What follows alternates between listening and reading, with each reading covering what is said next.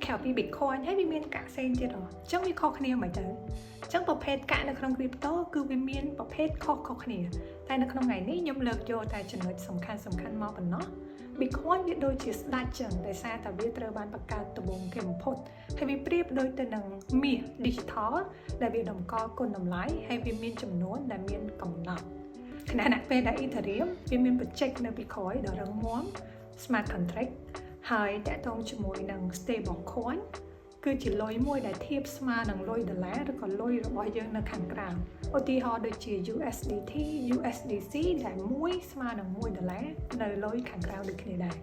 ហើយតកតងទៅលើ meme coin វិញភាគច្រើនគឺវាត្រូវបានបង្កើតឡើងនៅក្នុងគោលបំណងកំសាន្តតែប៉ុណ្ណោះឬក៏ហេតុផលណាមួយជាដើមចឹងតកតងជាមួយនឹងលុយ crypto ទាំងអស់ហ្នឹងអ្នកនរគ្នាគិតថាគម្រោងណាមួយដែលមានផលប្រយោជន៍ខ្ពស់ជាងគេបំផុតដែរទេ